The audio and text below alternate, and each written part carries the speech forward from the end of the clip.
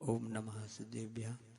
बोलो नेवरा के शांतिनाथ भगवान की जय। गुरु नाम गुरु आचार्य ज्ञान सागर जी महाराज की मूक माटी रचयिता आचार्य परमेश्वरी गुरुदेव की पूज्य निरापक मुनि श्री समय सागर जी योग सागर जी नियम सागर जी सुधा सागर जी समता सागर जी अभय सागर जी महाराज की मुनि श्री चंद्र सागर जी व निरामय सागर जी महाराज की पंच कल्याणक महामहोत्सव की जय। बोलिए निरापक श्रवण प्रसाद सागर जी मुनिराज की, चंद्र प्रसागर जी मुनिराज की नमोस्तु। जिससे स्वयं की पहचान हो जाए वह ज्ञान है।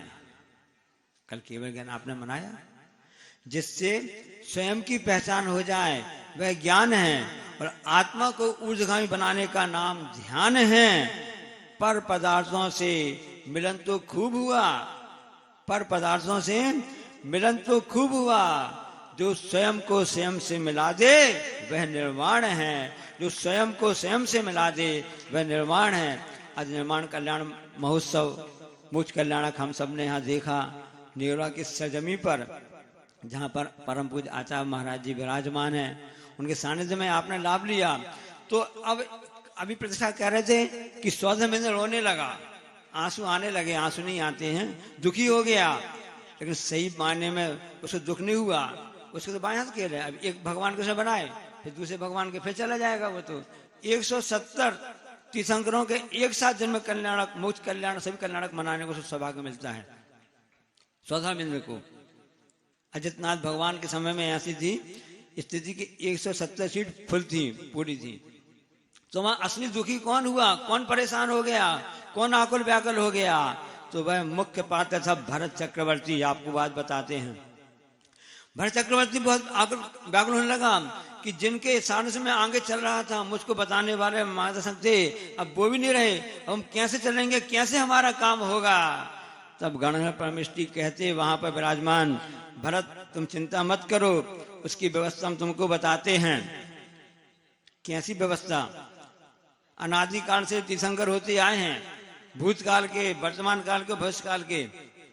तुम एक काम करो, जिस स्थान पर भगवान मोक्ष गए हैं, ऐसे हिमालय जिस भारत वर्ष की मुकुट कहलाता है, उस हिमालय पर कैलाश पर्वत जो कहलाता है, इस भारत देश का मुकुट कहलाता है। जिस भारत देश के चरण ऐसे सागर हिंद महासागर जल जिसके पखाड़ते हैं, ऐसा भरत भूमि भारत देश है। उसके हिमालय पर्वत और कैलाश पर्वत पर तुम जाओ और वहां पर त्रिकाल 24 मंदिर का निर्माण करो। तुम चिंता नहीं करना, वहां तुम भगवान की मूर्ति विराजमान करो। वहां पर आप ऐसा कार्य करो, क्योंकि स्थापना भगवान ने कोई बात नहीं है। कम से कम आगे अजितनाथ भगवान से लेकर अभी तक के जितने भी श्रावक श्रोता आएंगे, मुनि महाराज आएंगे, सब आएंगे। धर्म की परंपरा तो चलती रहेगी। इसलिए तुम गणधर भगवान कहते हैं भरत, तो भगवान वहां पर मंदिर जिनालय निर्माण करो। जानते हो भरत चक्रवर्ती ने वहां पर 72 जिनालय, किसके? चांदी के, ईंट के, गारा के, किसके? स्वर्ण के उन्होंने निर्माण किए थे। उसके प्रतीक स्वरूप नेवरा की जैन समाज ने यहाँ पर पीले पाषाण स्वर्ण जैसे मंदिर निर्माण करके उसी पुरानी घटना को फिर से याद करा दिया है।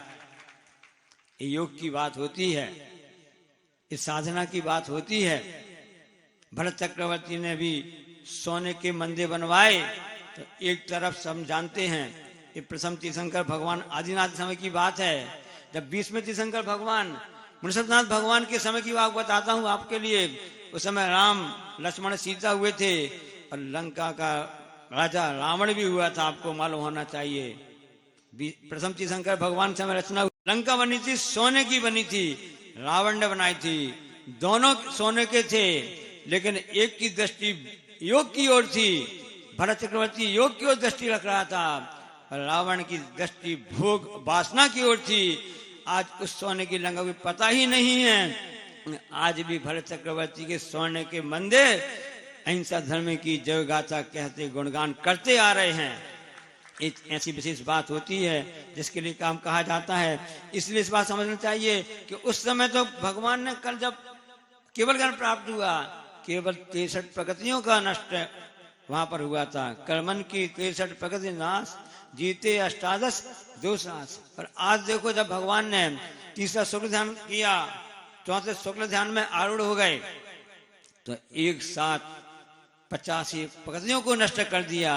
अभी महाराज श्री बता रहे थे ना कि देखो आप भक्ति करो, भक्ति करते करते आप भगवान बन जाओगे।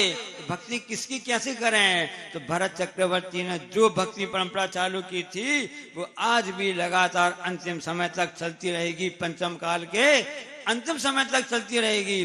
भलाई दीपक यह टिमटिमाता रहे ज्ञान ज्योति का, उसका प्रकाश, उसका जो माधुर्य पना है वो हम सबको प्राप्त होता रहेगा। परे मोक्ष हेतु आचार्य उमा स्वामी महाराज जी ने इस सूत्र के लिए कहा कि कौन सा मोक्ष का कारण क्या है। आज मोक्ष कल्याण का आपने मनाया ना, तो कौन सा कारण मोक्ष का कारण है? जो संसार के कारण नहीं है। आर्त ध्यान और रौत ध्यान को नहीं करना ही परे मोक्ष हेतु। तो मतलब कौन सा? धर्म ध्यान और शुक्ल ध्यान, ये मोक्ष के कारण होते हैं। हमने उस दिन आपको बताया था कि जिसका धर्म ध्यान अच्छा होता है तो उसका मोक्ष भी और केवल ज्ञान भी अच्छा होता है। यहाँ पर आपने धर्म ध्यान करके लाभ लिया, यहाँ उत्साह मनाया, इसलिए शोक करने की बात नहीं है, क्योंकि वहां पर अब क्रम से भगवान ने कर्म निर्जरा करते करते कर्म भी प्रमोक्षो मोक्षा कह दिया। अब कितनी सी बात कह दी है, अब सभी कर्म की पूर्णतः निर्जरा हो चुकी है, अब कुछ भी नहीं बचा है। अब यहाँ जब कल के आज के बाद क्या होगा, फेरी होने वाली है, कुछ बचेगा नहीं बचेगा, तो पंडाल उड़ जाएगा और प्रश्नाचार्य भी चले जाएंगे, कहाँ चले जाएंगे पता नहीं। अब मुनि संघ का ब्याह होने तो बात की बात है ना। तो कर्म हाँ तो कर्म मोक्षा, ये मोक्ष की बात होती है, मुक्ति है, छोड़ने के नाम ही वो मोक्ष होता है।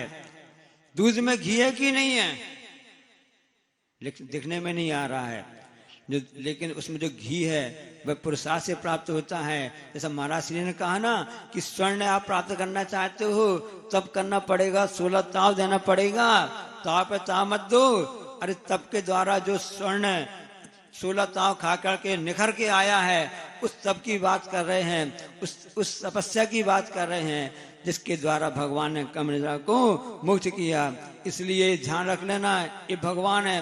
कभी भी सम्यक दर्शन प्राप्त हो सकता है आपको, जिन ब्रह्म में दर्शन से होता है और अन्य कारण से हो सकता है, लेकिन निधत्ति निकाचित कर्म यदि आपके नष्ट हो सकते हैं। ध्यान रख लेना, बहुत अच्छी बात बता रहा हूं आपके लिए। साक्षात शंकर भगवान समझ में आप पहुंच जाओ, सब कुछ हो जाओ, तब भी आपके निधत्ति कर्म नष्ट नहीं हो सकते हैं। भगवान जिन ब्रह्म के दर्शन करने से, जिन प्रतिमा दर्शन करने से, उनकी पूजन भक्ति करने से भी जो कर्म अपना निश्चित फल देने वाले हैं, जिसको आप निकाचित कर्म कहते हैं ना, उसको कोई भी रोक नहीं सकता है।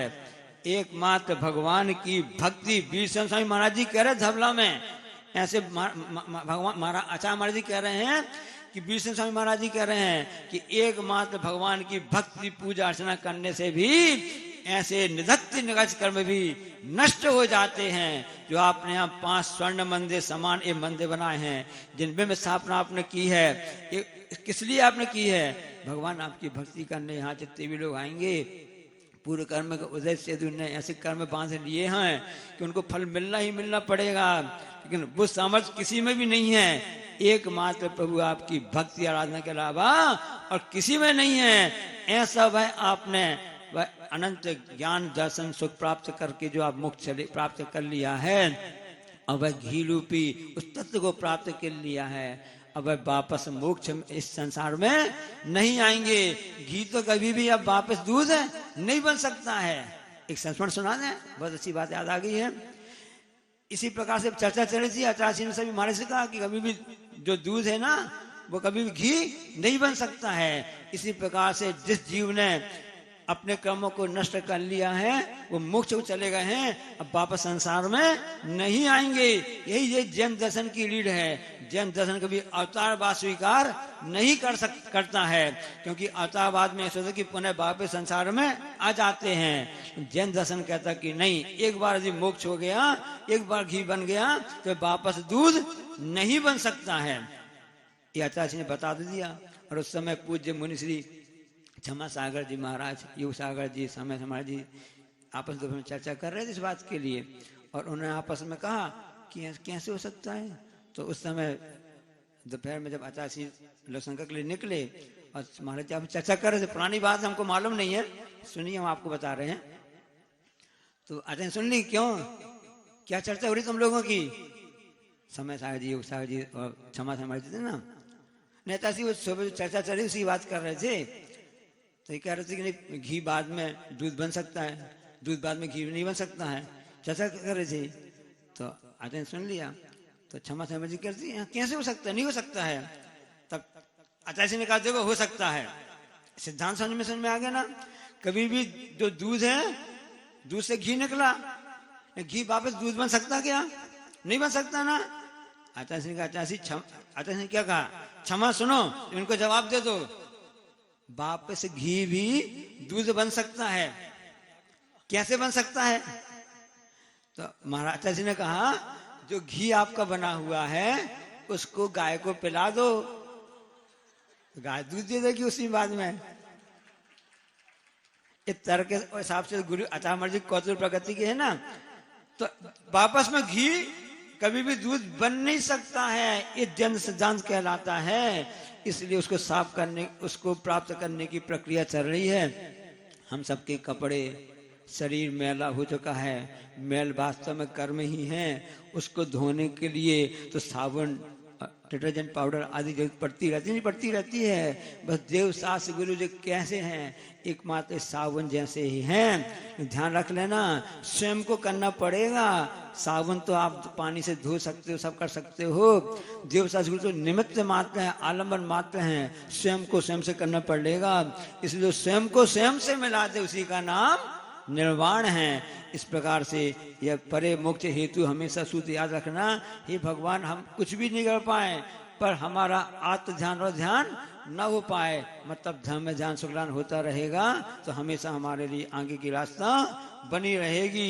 इसलिए इसमें जिन्होंने ये पंच कल्याणक वास्तव में अध्यात्म का मेला कहलाता है, जहाँ पर नर से नर बनने की प्रक्रिया होती है, उस पाषाण से भगवान बनने की प्रक्रिया होती है। लोग कहते इतना खर्च क्यों करते हो, क्या आवश्यकता है? अरे जब आप भोगों में जो खर्च करते हो, रावण ने भोग में इतना खर्च किया तो सोने की लंका नहीं बच पाई, और भरत चक्र में योग में खर्च किया तो स्वर्ण के मंदिर अभी भी गौरव गाथा कह रहे हैं। तुम शादी ब्याह में खर्च करना कम कर दो, हम इस पंचांग कम करना कर देंगे, ये उदारता कहलाती है। अभी विनय ने कहा था ना, जो धर्म की क्या परिभाषा कहलाती है, जो संचित किया चावल वालों ने, गेहूं वालों ने, धान वालों ने, क्योंकि धान का कटोरा कहलाता, छत्तीसगढ़ कहलाता है, उसकी मुख्यता रहती है। क्यों इकट्ठा किया? इस समय पर आने पर जब भोगी लोग शादी ब्याह में करोड़ खर्च करते हैं, तो हमें तुम तीन लोग के नाथ जो बन गए हैं, इनके उस समय हम तो ऐसा अपूर्ण खर्च करेंगे। और आज धन प्रभावना कब है अंग, तो फिर में आपको देखने मिलेगा गदत फेरी के माध्यम से, जब आप देखेंगे कि सभी जितने इंद्राणी देव देवता तीन लोग के नाथ का वह जुलूस मनाएंगे, उत्सव मनाएंगे, और धर्म की ध्वजा को आगे फहराते हुए आगे बढ़ेंगे। सही तैयार है? हाँ, तो मंदिर हजारों साल तक रहेगा। उस निमित्त से आप सोचो, विचार कीजिए कितनों समय प्राप्त होगा और किस तरह से अहिंसा धर्म में आगे फैलाता रहेगा। और अब कल आचार्य ने कहा भी था, सुबह प्रवचन में कहा था कि अब भारत देश में ये अहिंसा के उपासक की और रास्ता खुल गई है, क्योंकि यहाँ के अब नेता लोग भी उस बात को समझने लगे हैं, इसलिए शाकाहार की विशेष बात करने लगे हैं। और अब जब जहाँ शाकाहार होता है वहीं पर अहिंसा का सही अर्थों में पालन होता है। इसलिए इन देव शास्त्र गुरु के माध्यम से हम अपने उस कर्म मल को धोने का प्रयास करें, और कर्म नौ कर्म, भाव कर्म, द्रव्य कर्म से जैसे भगवान मुक्त हो गए हैं, हम सबको भी उन मैल से मुक्त होकर के हम सबकी निजरा होती रहे। बोलिए अहिंसा परमो धर्म की जय।